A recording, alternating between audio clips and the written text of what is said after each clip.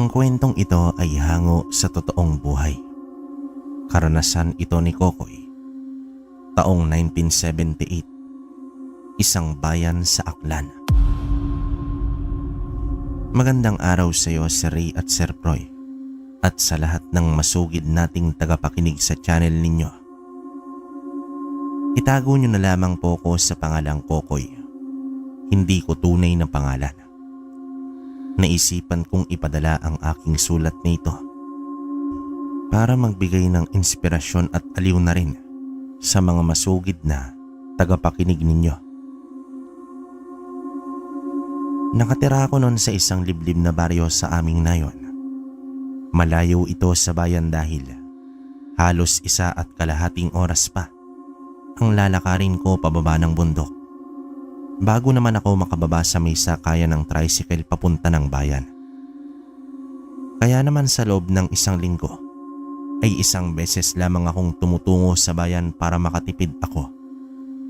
Ang pinagkakaabalahan ko sa aming baryo ay ang pag-aalaga ng mga manok, baboy at saka baka.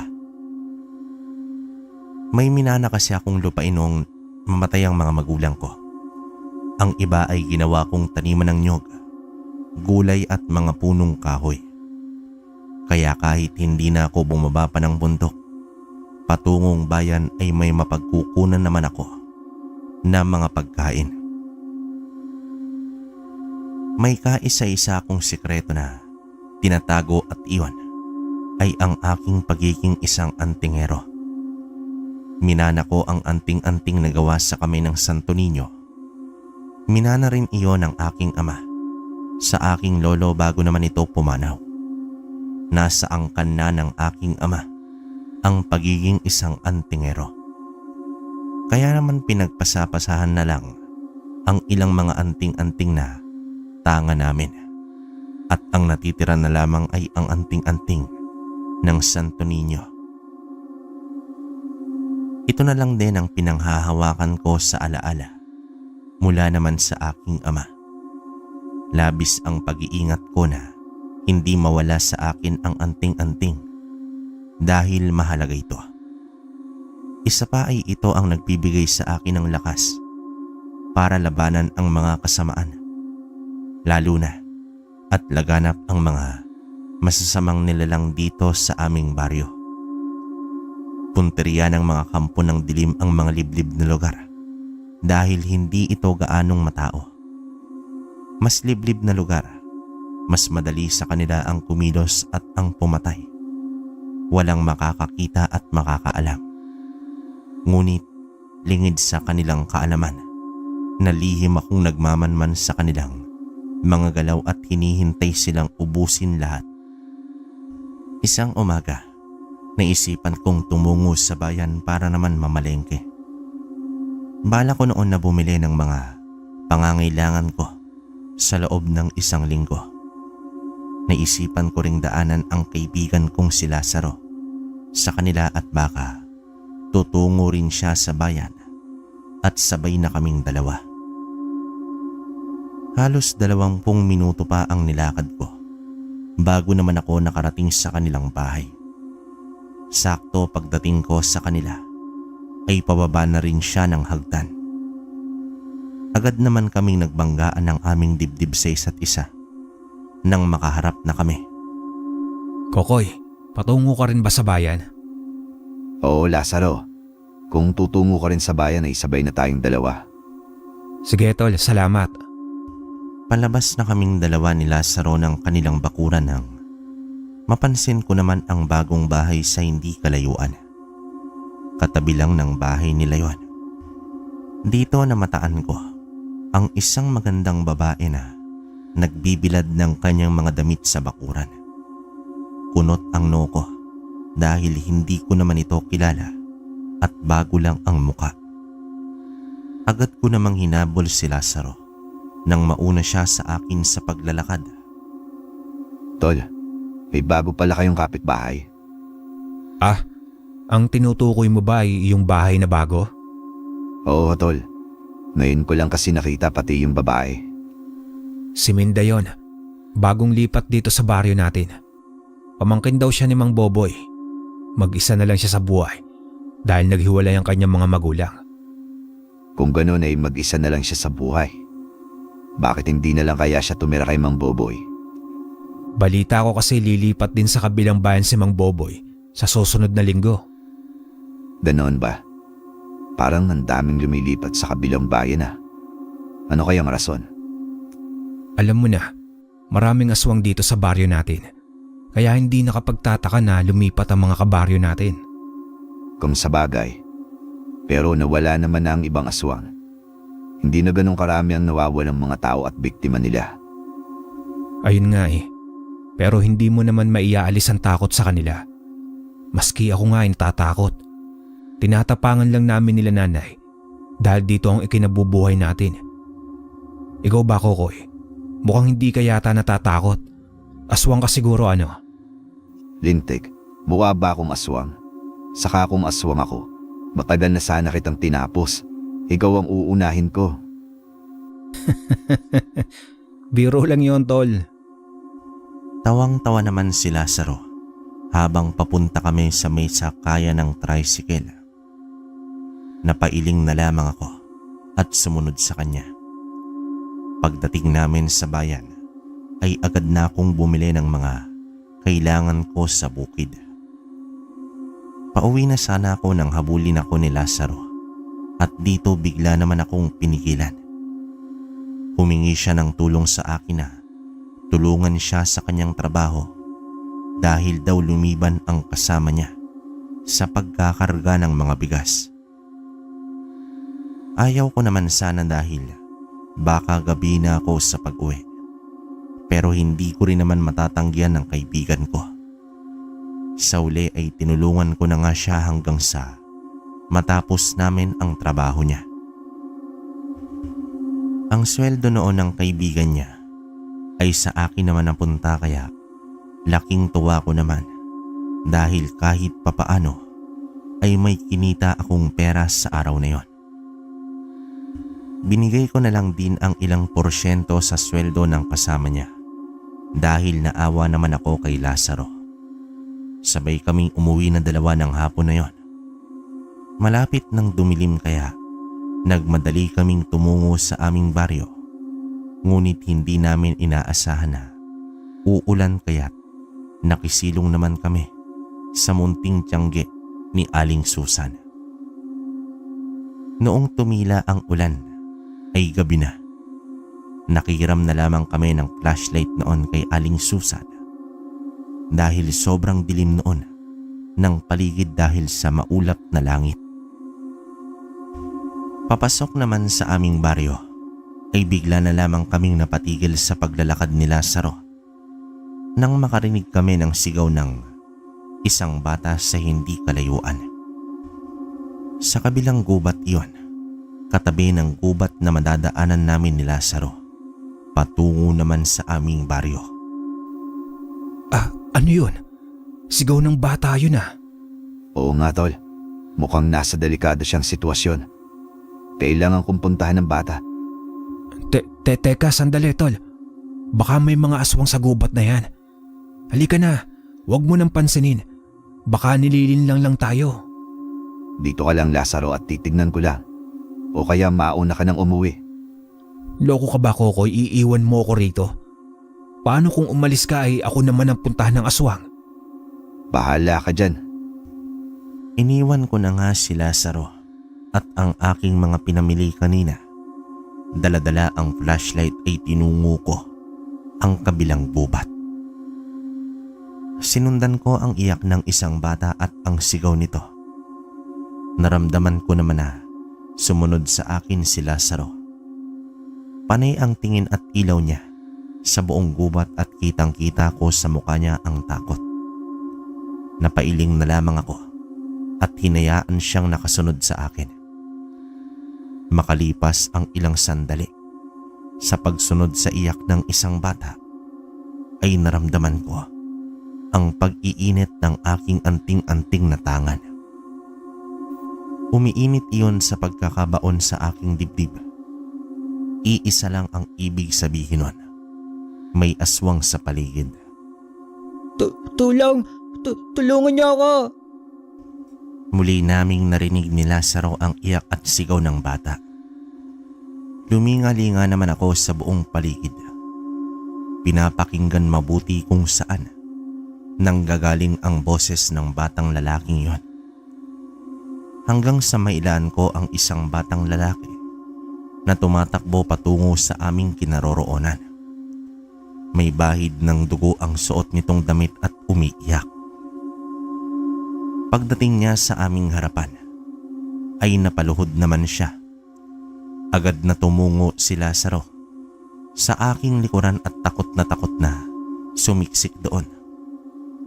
Siniko ko naman siya at saka ko muling binalingan ang bata.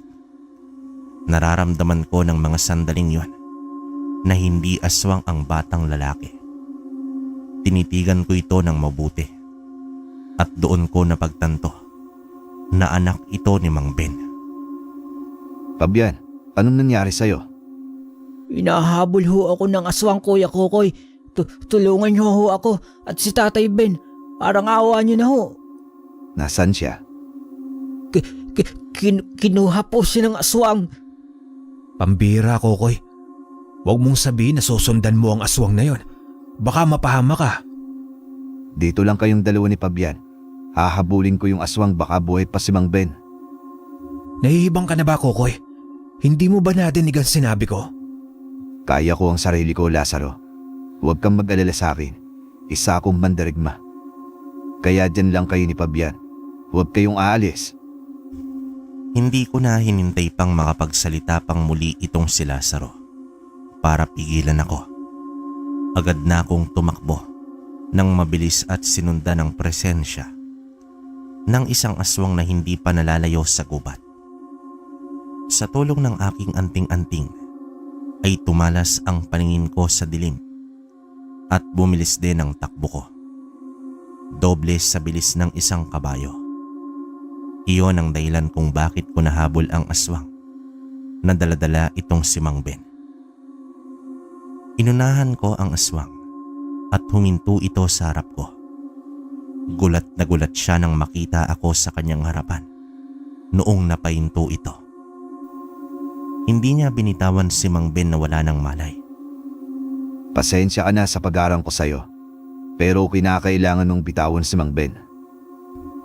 Ngumisi naman sa akin ang aswang na parabang sinusubukan niya ako. Mas lalo pa niyang hinigpitan ang pagkakahawa kay Mang Ben. Akma na sana siyang tatakbulit nang agad ko siyang sinipa sa kanyang pangit na muka. Binitawan niya itong si Mang Ben. Agad kong dinaluhan ang matanda saka ito binuhat. Dinala ko naman siya sa isang puno ng mangga at doon ko siya pinasandal. Muli kong hinarap ang aswang na yon. Nagalit na sa akin sa mga sandaling yon. Nanlilisik din ang mga mapupula niyang mata at parang bang gusto niya akong patayin. Sa galit niya, agad itong sumugod. Mabilis ang kilos niya. Pero agad ko naman iyong nasundan. Maliksi siyang klase ng aswang at para sa akin, kakaiba ang lahi niya. Ngunit hindi na iba ang anyo niya tulad ng isang aso. Ngunit may babangis na mga mata at matutulis na mga kuko na handang dumurog ng kahit sinong harangin niya. Dito nagpakawala siya ng mabilis na kalmot gamit ang mga kuko niya. Ngunit agad ko iyong nailagan. Humiyaw naman siya ng malakas at galit na umataking muli. Hindi niya ako binigyan ng pagkakataon na makapagbigay man lang ng atake sa kanya. Panay lang ang iwas ko at ilag sa mga suntok at sipa niya. May pagkakataon din na dumarasal siya sa hangin pero nilalabanan ko naman yon gamit ng aking anting-anting ng Santo Niño. Noong magkaroon ako ng pagkakataon na atakihin siya, ay mabilis ko naman siyang sinipa sa kanyang katawan. Tumilapon siya sa may kakawian. Agad ko siyang sinundan at itinaas ko ang aking kamay sa ere at akma kong hahampasin iyon sa kanya. Ngunit agad naman siyang lumundag at lumipat sa kabilang parte ng gubat. Noon ay napamura naman ako sa aking isipan dahil hindi ko man lang nadala ang baston ko na siyang sandata ko laban sa mga kagaya niyang aswang. Napatingin naman ako sa sanga ng kahoy. Kinuha at binali ko yon at saka ko ito dinasalan. Pakiramdam ko ay dumaloy patungo roon ang lakas ng aking tangan. Napangisi naman ako nang maramdaman na pwede ko yung gamitin laban sa aking karap na aswang.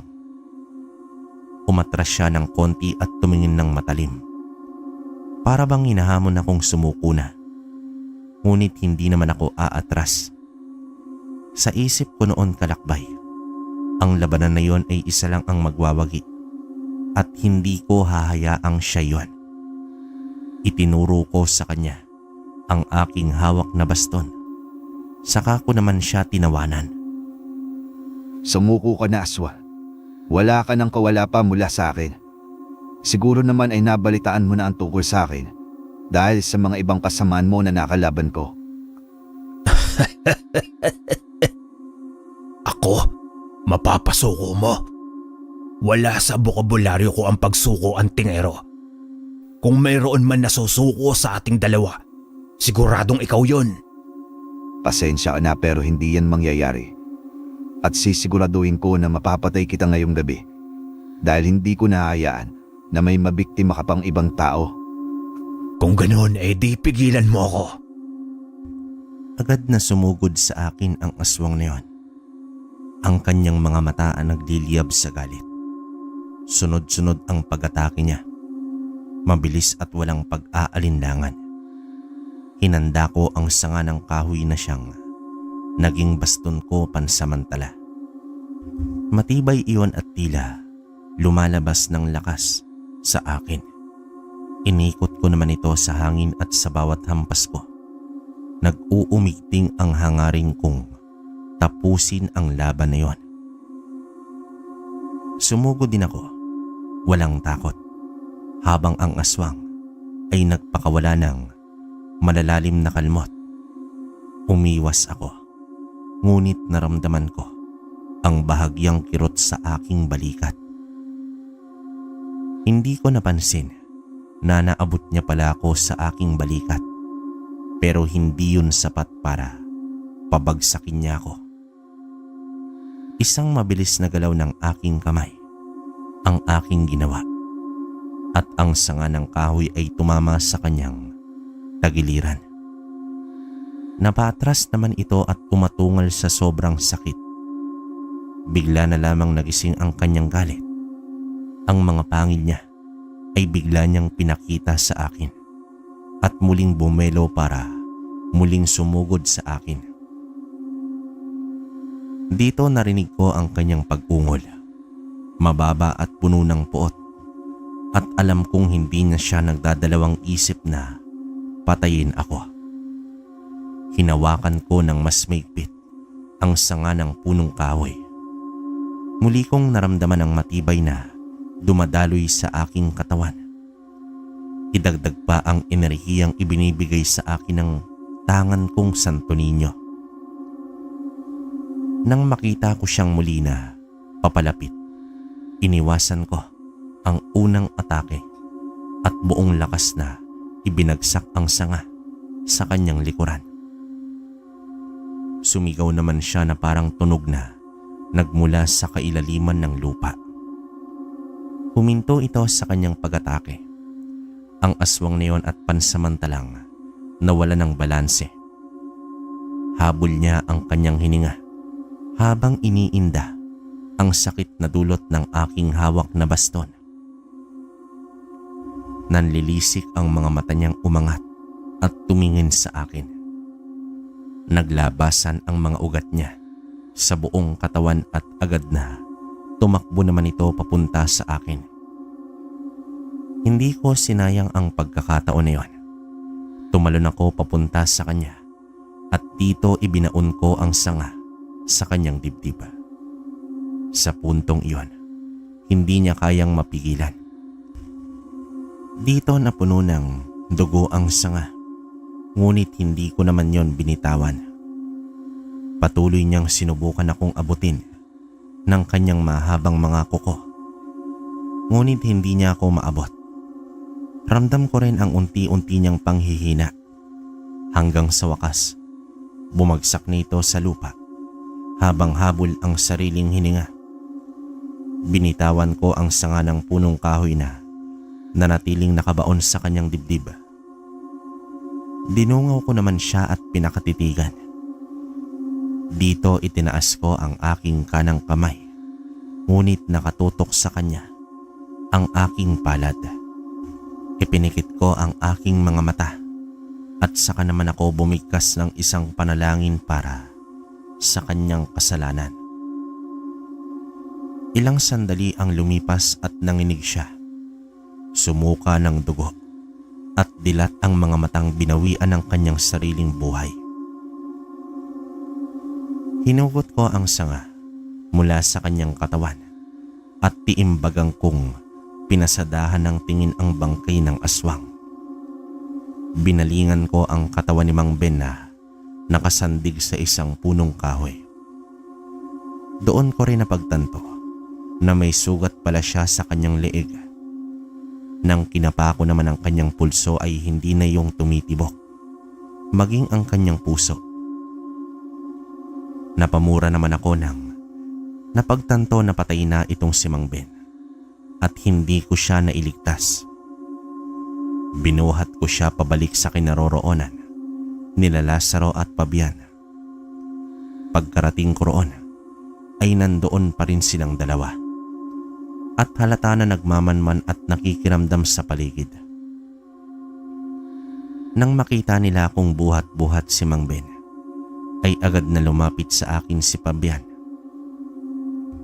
Malungkot ko siyang tiningnan sa kainilingan. Mukha namang nauunawaan niya ang aking ibig sabihin dahil agad siyang umiyak ng malakas. Binaba ko sa lupa si Mang Ben para mayakap niya ito ng mahigpit. Napatingin naman ako kay Lazaro na noon ay naawa rin para kay Fabian. Hinayaan namin na umiyak muna si Fabian sa pagkamatay ng kanyang ama. Noon medyo tumahan na ito ay muli kong binuhat si Mang Ben at umuwi na kami. Naunang nakauwi si Lazaro sa kanila at ako naman ay dinala ko sa aking bahay ang katawan ni Mang Ben at si Fabian. Pagdating sa bahay ay wala pa ring imik itong si Fabian. Alam ko noon na malungkot siya sa mga nangyari. Naawa ko para sa kanya dahil alam ko na mag-isa lang siya kapag inilibing na itong si Mang Ben. Pasensya ka na, Fabian. Hindi ko naabutan ng tatay mo. Napatay ko nga ang aswang. Hindi ko naman nailigtas si Mang Ben. Wala ka pong dapat na ihingi ng tawad sa akin, Kuya Kokoy. Wala kang kasalanan. Isa pa ay nagpapasalamat po ako sa iyo dahil kahit papano ay napatay mo ang aswang. Sa ganoong paraan ay nabigyan na rin ng tatay ko ng hustisya. Hindi ho ba? Kung ganoon, Fabian, ano ang gusto mong gawin sa katawan ng tatay mo? Bahala ko kasing dalhin siya bukas sa punerarya at iuwi natin siya sa bahay ninyo.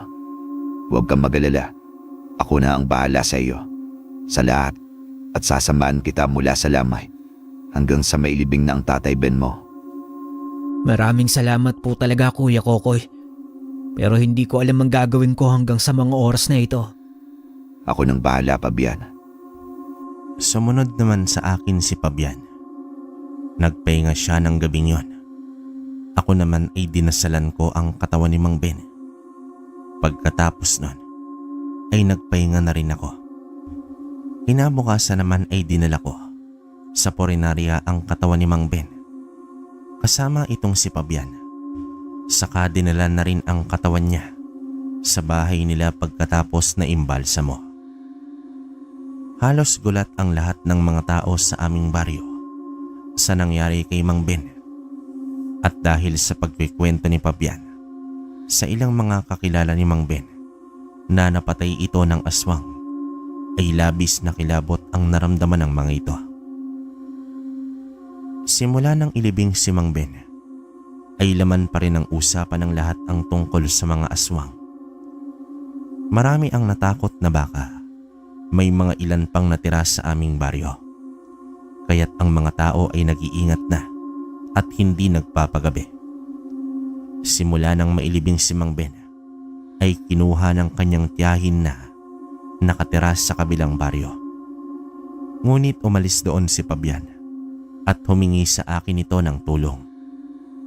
Ayaw niya raw tumira sa bahay ng kanyang tiyahin dahil ang asawa nito ay laging lasing.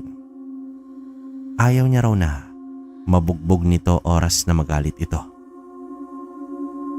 Sa awa ko noon sa bata, ay pumayag na rin ako at inampon at kinupkup ko itong si Fabian. Simula noon ay magkasama na kaming dalawa sa buhay. Wala naman akong masabi sa bata dahil napakasipag niya naman sa mga gawaing bahay at minsan tumutulong din siya sa akin sa pag-aani ng mga gulay at niyog. Isang araw nun ay tumungo ako sa bahay ni Lazaro para dalhan siya ng hinihingi niyang luya. Si Fabian naman noon ay naiwan sa bahay para gawin ang kanyang proyekto sa eskwelahan. Naabutan ko ang babaeng kapitbahay nila Lazaro. May buhat-buhat itong 2 kahon. Hindi ko sana ito papansinin nang bigla naman akong naawa. Nilapitan ko ang babae at tinulungan ko siya sa kanyang pagbubuhat. Nakilala ko nga siya bilang si Minda.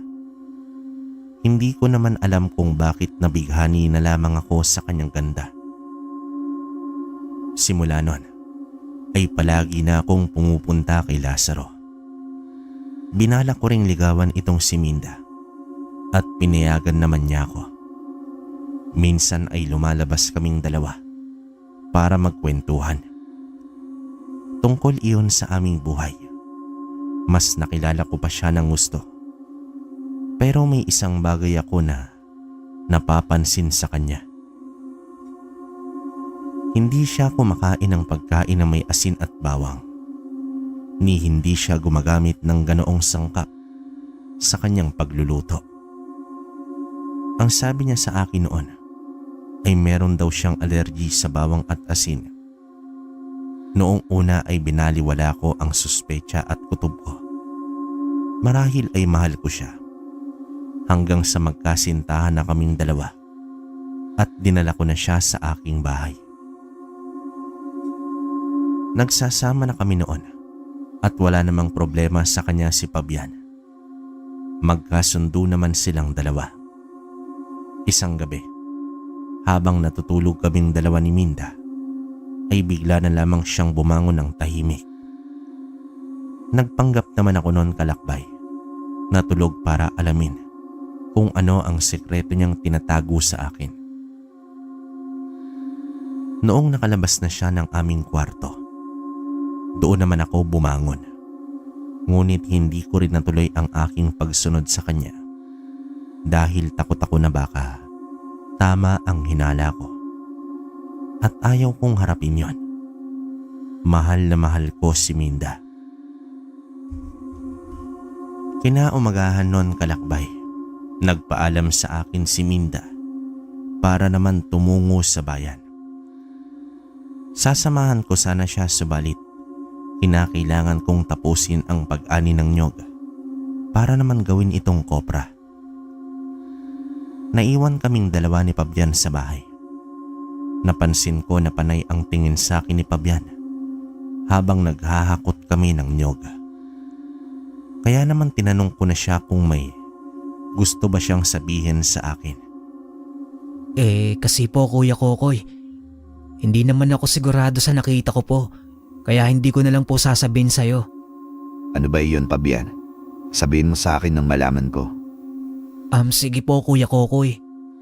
Tungkol po kasi kay Ate Minda. Ayoko po sana na magalit ka sa akin, lalo na at wala naman po akong ebidensya. Bakit? Ano ang ibig mong ipahiwatig? Bakit naman ako magagalit, Fabian? Kasi Kuya Kokoy, nakita ko kagabi si Ate Minda na pinatay ang isa sa alaga mong manok Saka sinipsip niya ang dugo ng manok. Nagbibiro ka ba, Pabian? Baka namamalikmata ka lang. Hindi po, Kuya Kokoy. Totoo talaga ang nakita ko. Iinom dapat sana ako ng tubig kagabi. Tapos nakita ko na lumabas si Ate Minda. Sinundan ko siya at doon nakita ko ang pangyayaring yun. Sa takot ko po ay bumalik ako sa aking silid. Kung ayaw mo pong maniwala sa akin, Kuya Kokoy, bantayan mo po si Ate Minda.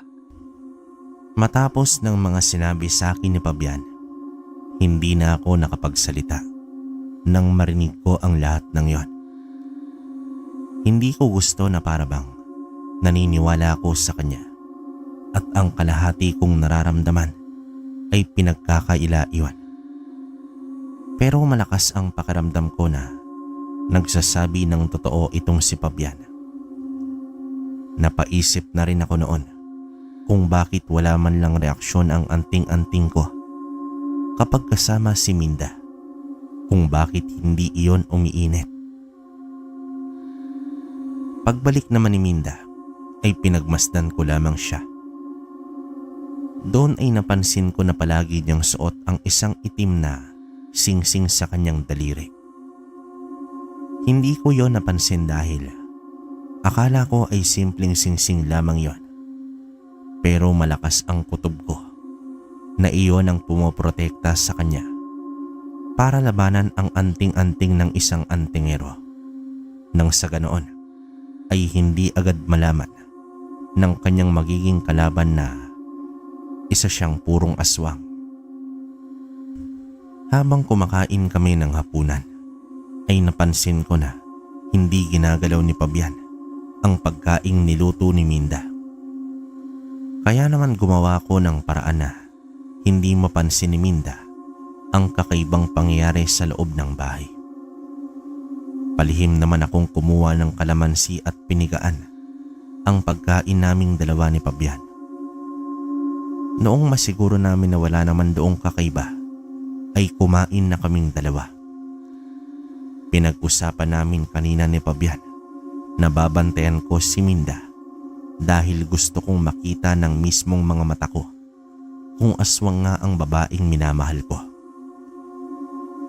Noong maramdaman ko ulit ang pagbangon ni Minda sa kalagitnaan ng aming pagtulog, ay dito sinundan ko na siya. Tumungo nga siya sa may kulungan ng aking mga manok. Walang kahirap-hirap niyang dinakip ang isa kong manok at kinagat iyon sa leeg. Saka naman sinipsip ang dugo nito. Nabato naman ako sa aking kinatatayuan habang hindi makapaniwala sa aking nakikita.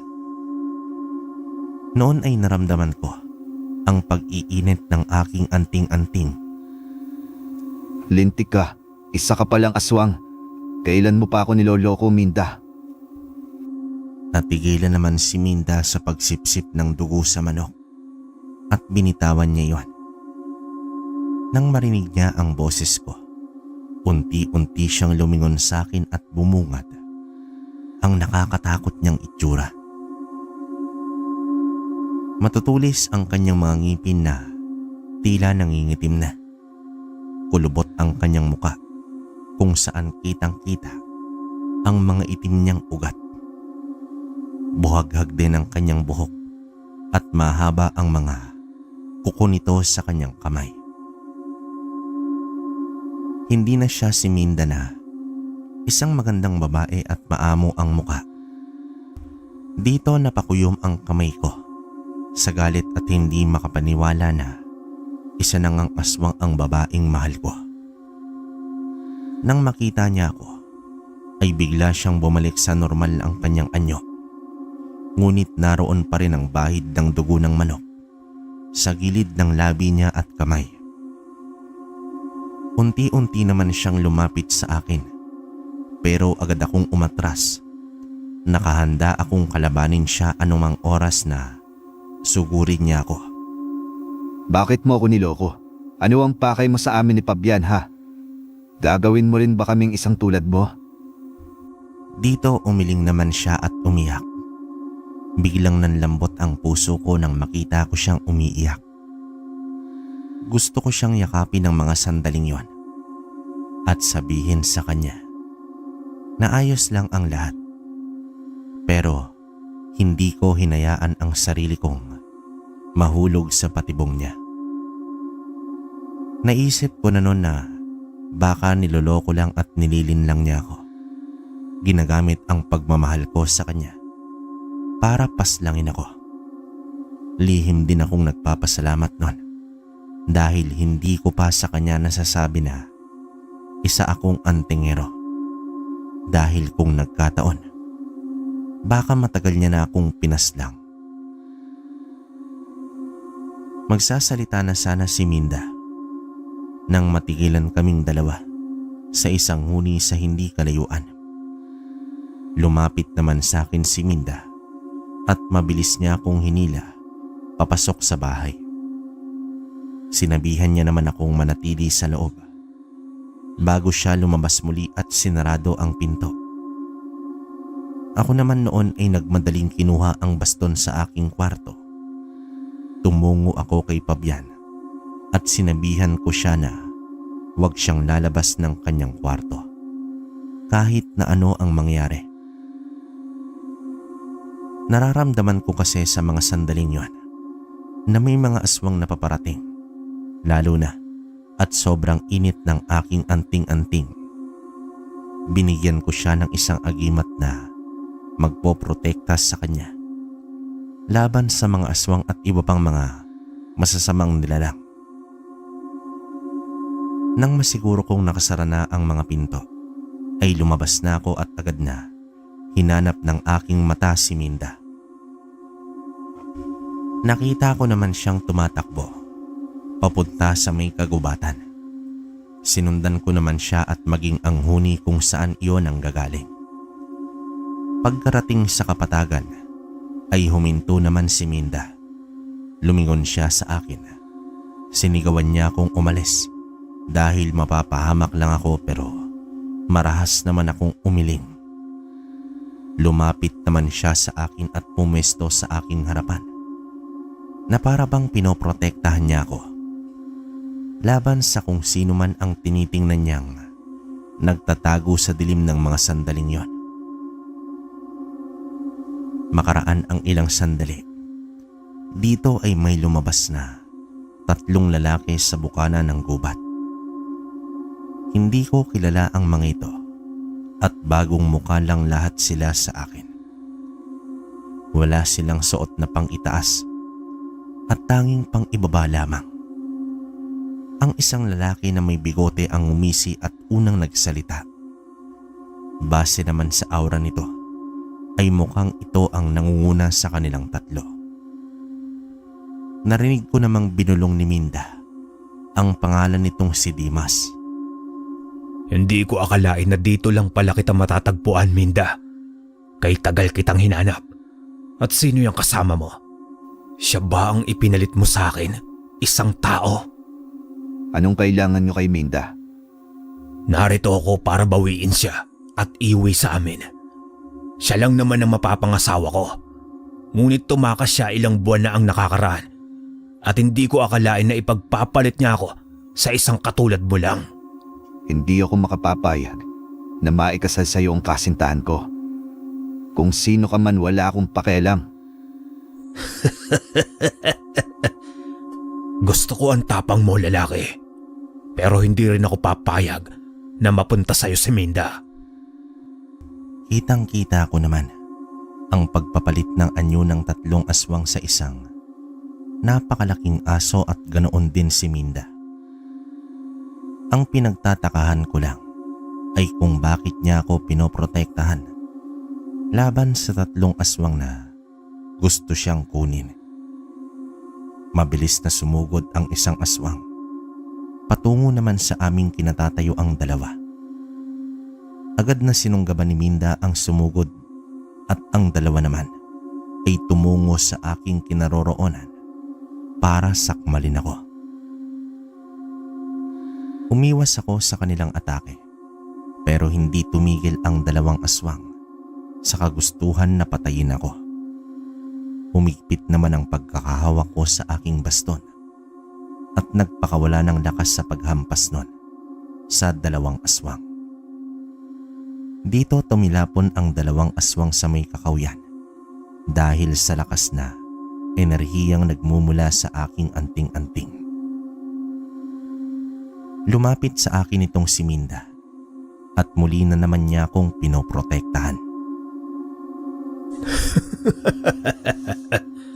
Kakaiba. Isang aswang pinoprotektahan ng isang antingero at ang antingerong pinoprotektahan ng isang aswang. Ano, Minda? Kumakalas ka na ba sa ating angkan? Kakalabanin mo ba ang mga kalahi mo para lamang sa lalaking yan? Isa itong kahibangan at kataksilan, Minda. Gumising ka.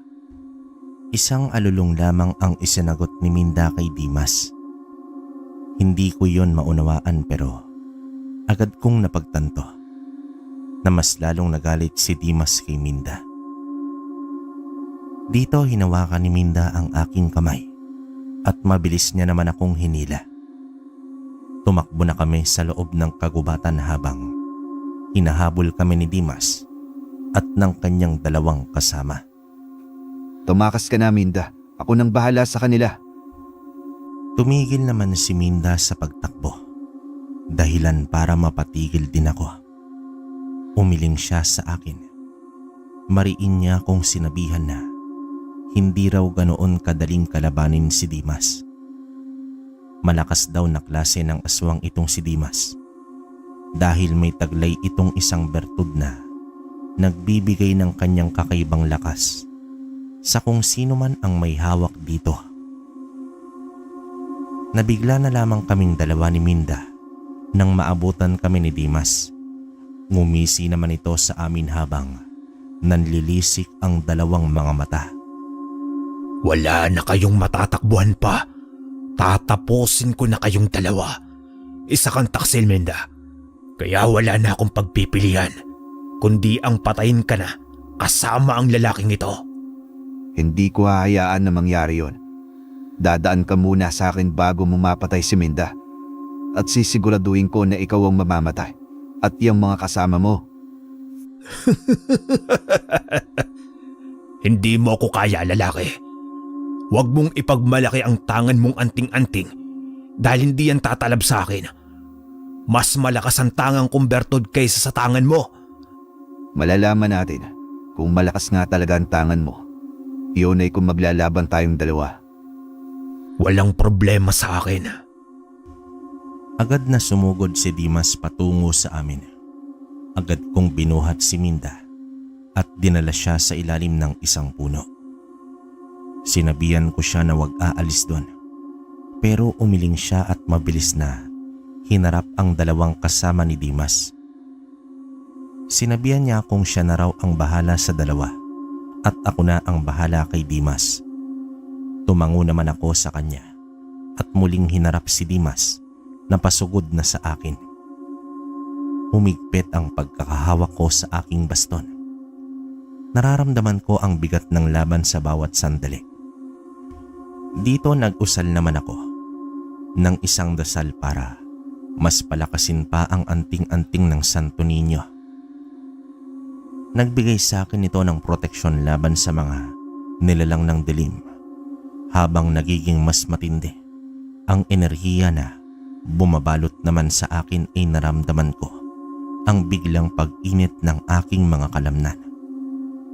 Para bang pinatigas nun ang buo kong katawan laban sa mga atake ni Dimas.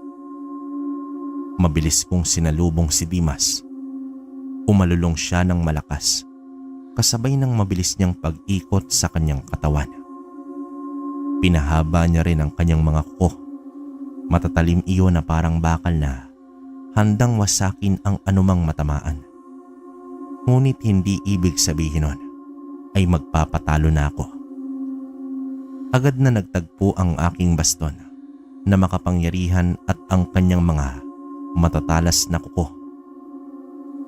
Ramdam ko ang lakas ng kanyang puwersa, ngunit sa ilalim ng proteksyon ng Santo Niño, naroon pa rin ang pag-asa na matatalo ko siya. Matindi ang labanan namin. Ang bawat paggalaw ay puno ng galit at kapangyarihan.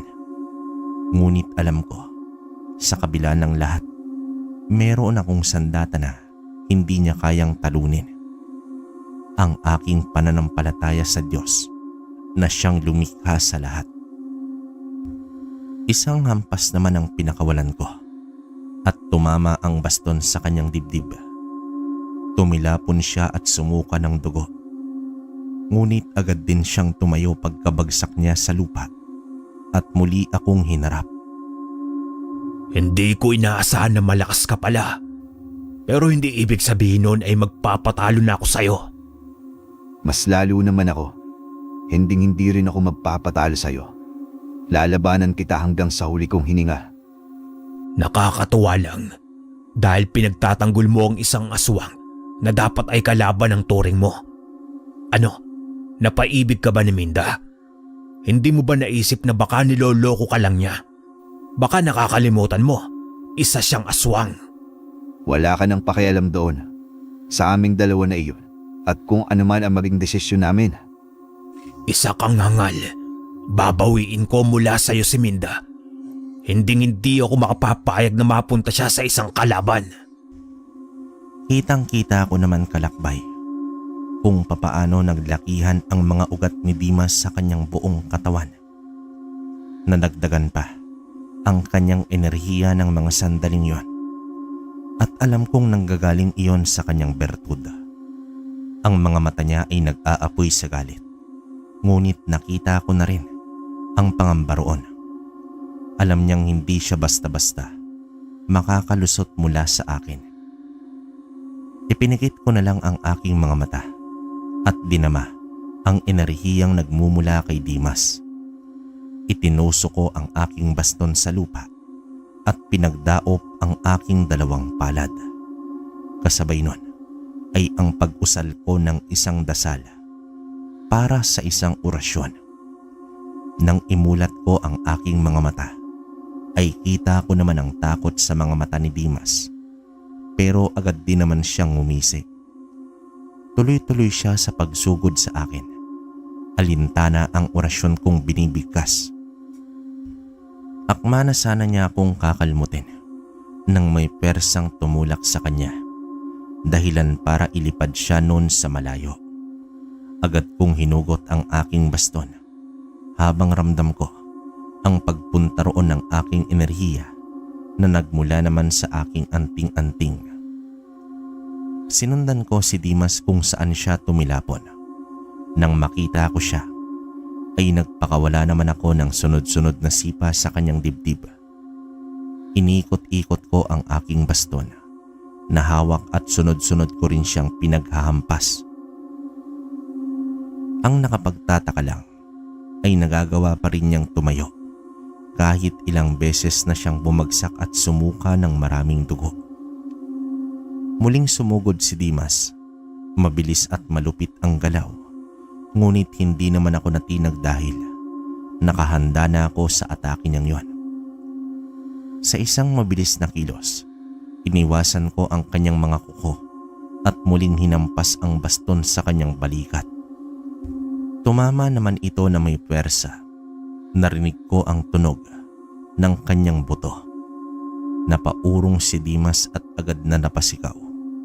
Humingal siya ng marahas at halata sa kanyang mukha ang sakit na kanyang iniinda. Kung ako sa iyo ay sumuko ka na lang, Dimas. Wala ka ng laban pa sa akin. Huwag mong hintayin na gamitin ko sa iyo ang aking engkantasyon. Kahit kailan, wala sa bokabularyo ko ang sumuko. Kahit hanggang sa huli kong hininga, hindi ako susuko. Binibigyan lang kita ng pagkakataon, Dimas.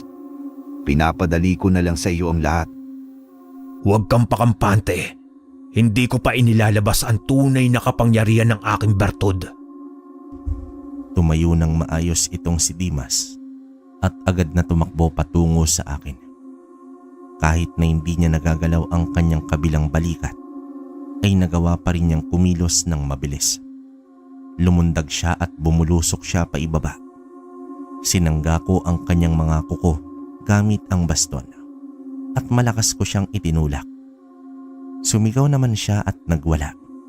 Pagkatapos nun, ay itinaas niya ang kanyang dalawang kamay sa ere habang may inuusal na isang dasal. Isa iyong orasyon at humihingi siya ng kapangyarihan sa buwan. Itinaas ko rin ang aking baston at nag-usal rin ako ng isang inkantasyon laban kay Dimas. Hindi ang kapangyarihan mo ang katapusan ko, Dimas. Ang liwanag ng Santo Niño ang magtatapos sa kadiliman mo. Paunahan na lang tayong dalawa kung sino sa atin ang matatalo. Lumiwanag naman ang aking baston habang itinataas ko yon. Napasigaw si Dimas nang tamaan siya ng liwanag. Rinig ko ang paghihirap niya at tila siya ay nasasaktan sa liwanag na yon. Kinuha ko ang pagkakataon na yon para ipunin ang buo kong lakas sa katawan. Umigting ang pangako nang maramdaman ko ang malakas na enerhiyang gustong kumawala sa akin. Mabilis akong tumakbo patungo sa kinaroroonan ni Dimas at agad ko siyang sinuntok sa kanyang sikmura. Tumilapon siya sa hindi kalayuan. Agad ko siyang sinundan at sunod-sunod na suntok ang aking pinakawalan. Dito itinaas ko ang aking kamay para kunin ang baston na aking iniwan. Nang mahawakan ko yon, ay itinapat ko ang dulo nun sa noo ni Dimas. Nagpupumiglas siya at nagwala. Napanatili siya sa sakit habang naramdaman kong pumapasok ang kapangyarihan ng Santo Niño sa kanyang katawan. Nililinis ang kasamaan niya at maging kaluluwa. Ilang beses pa siyang sumigaw na hindi siya makapapayag na matatalo siya ng ganun lang kadali. Nakita kong unti-unting lumalabas ang itim na bertud mula sa kanyang katawan.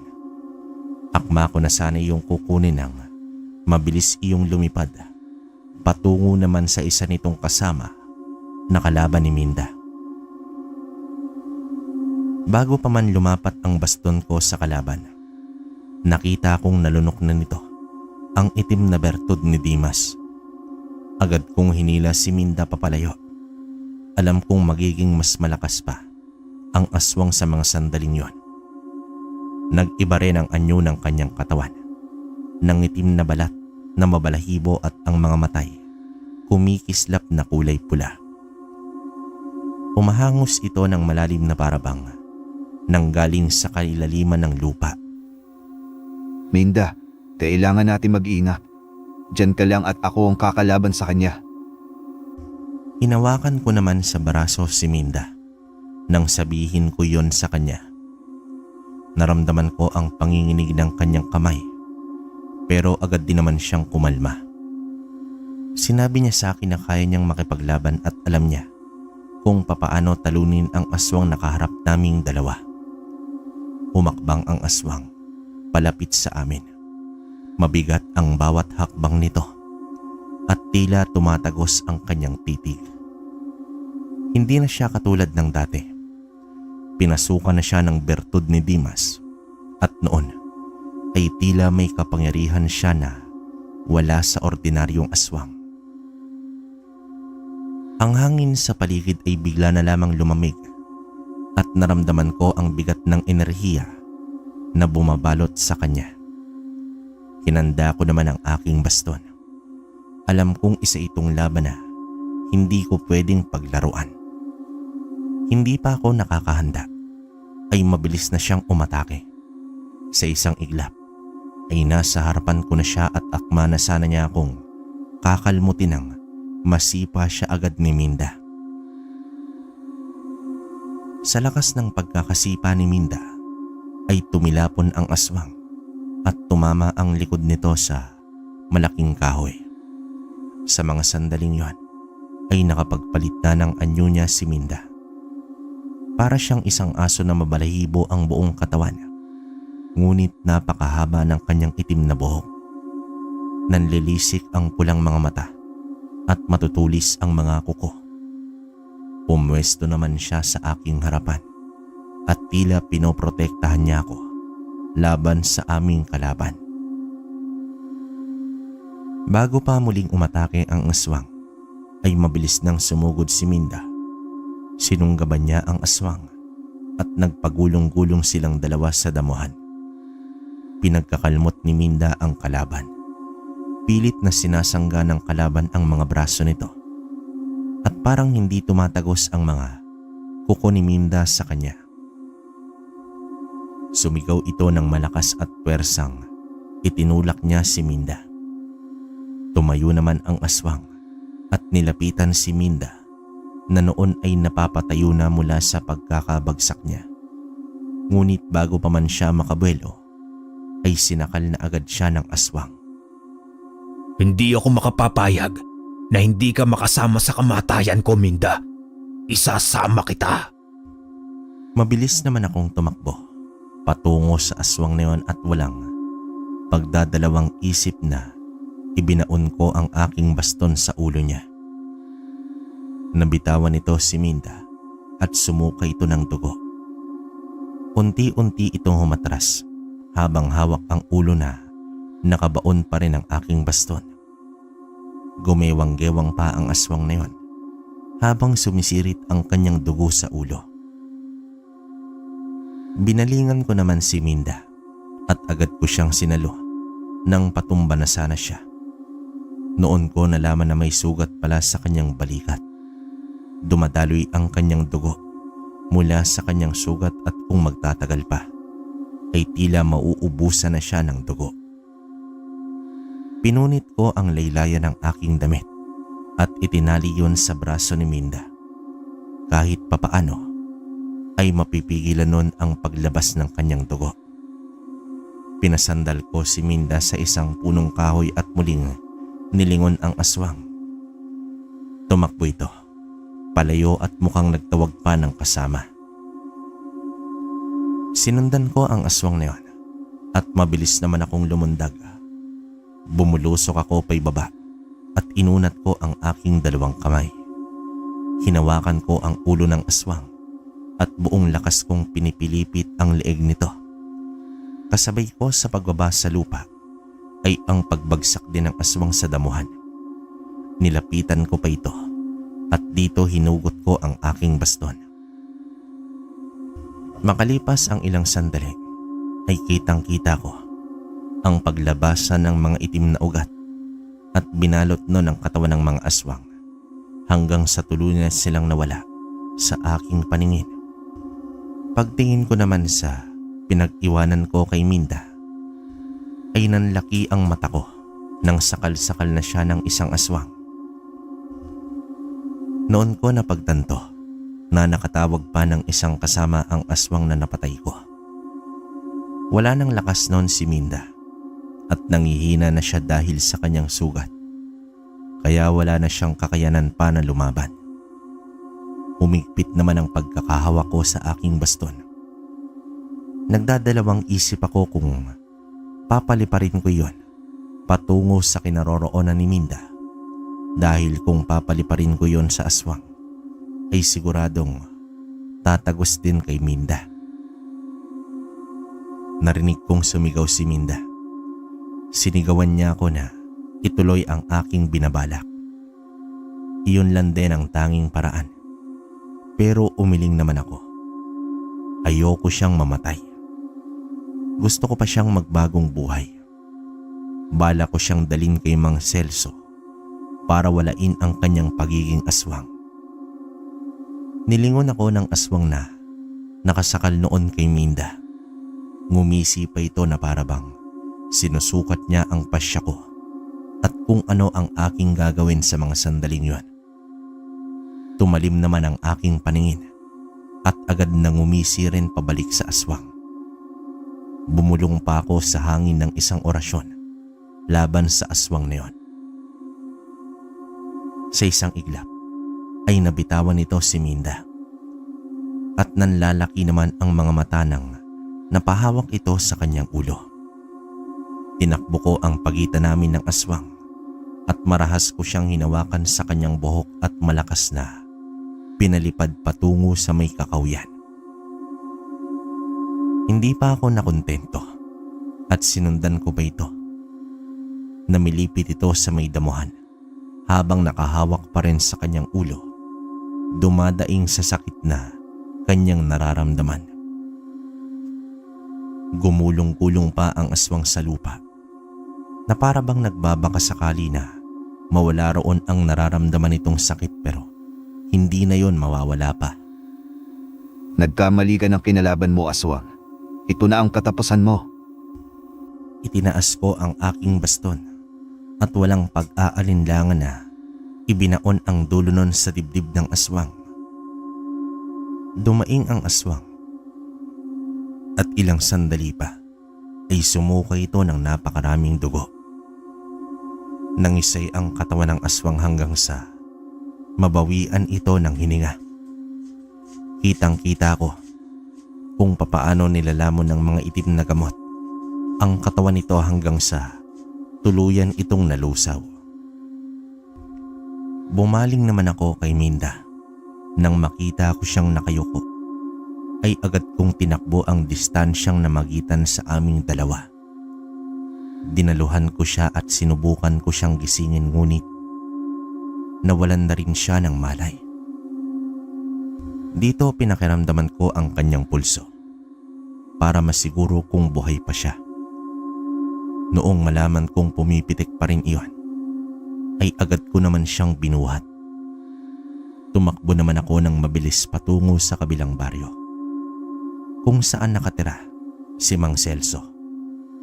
Sunod-sunod na katok ang ginawa ko sa kanyang pinto. Nang makarating na ako sa kanya, mabuti na lamang at hindi patulog noon si Mang Celso, kung kaya't napagbuksan niya agad kaming dalawa ni Minda. Nanlaki naman ang mga mata ni Mang Celso nang makita niya si Minda. Nabuhat-buhat ko. Pinatuloy niya ako sa loob ng kanyang bahay at nilapag ko sa upuang kahoy si Minda. Agad ko namang pinaliwanag sa matandang manggagamot ang aking intensyon na pagparoon at kung ano itong si Minda. Natigilan pa si Mang Celso sa kanyang kinatatayuan nang malaman niyang isang aswang si Minda. Pero kalaunan ay agad din naman siyang nakabawi.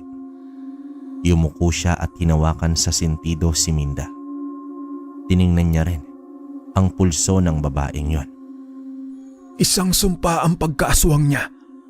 Sinumpa lang siya ng isang angkan ng mga aswang para maging isang tulad nila. Pero wala siyang dugo ng isang aswang. Kaya laking pasasalamat iyon dahil hindi ako mahirapan sa kanya sa paggamot. Kung ganoon po, Mang Celso, may pagkakataon bang maging isa siyang tunay na tao at manirahan dito?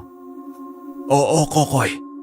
Pero iyon ay kung makakayanan niya ang proseso ng panggagamot ko sa kanya. Gawin niyo ang kaya niyong gawin, Mang Celso. Gamutin niyo na rin po ang sugat niya. Isang nakakapagtakang tingin ang ipinukol sa akin ni Mang Celso ng mga sandaling yon. Pero hindi niya isinatinig ang nais niyang sabihin. Kaya naman habang ginagamot namin ang sugat ni Minda, ay sinabi ko sa kanya ang lahat. Naunawaan naman ni Mang Celso ang nais kong mangyari. Ang hiling lang niya ay sana maging maayos ang pagsasama naming dalawa. Noong matapos dasalan at bigyan ng isang basbas ni Mang Celso si Minda, ay inutusan niya naman akong iuwi na ang babae sa aking bahay. Binilinan niya akong dalhin kada isang araw si Minda sa kanila para sa pagdarasal at pagtingin niya kung tuluyan na ba itong gumaling. Sinunod ko naman noon ang bilin na yon ni Mang Celso. Simula nun ay tuluyan nang gumaling si Minda. Nawala ang kanyang sumpa na pagiging isang aswang at naging isa na siyang normal na tao. Siya na rin ang itinuturing na ikalawang ina ni Fabian. Nagkaroon ng isang anak si Minda at masasabi kong manang-mana sa kanya. Simula rin noon ay naging isang magkasama na kami. Sa lahat ng laban ay tinutulungan niya ako maging sa aking tungkulin. Ganoon din si Fabian. Noong tumungtong sa tamang edad si Fabian, ay pinamana ko sa kanya ang aking anting-anting ng Santo Niño. at agad na siya ang nagpatuloy sa aking tungkulin bilang isang antingero. Sa karanasan kong ito ay hindi ako makapaniwala na nangyari ito sa aking buhay. Hanggang ngayon ay dala ko pa rin ang pagkamangha na yon. Ngunit ang mahalaga ay kasama ko ang aking buong pamilya at namumuhay kami ng normal at masaya. Walang ginagawang masama at tumutulong sa aming kapwa. Wakas.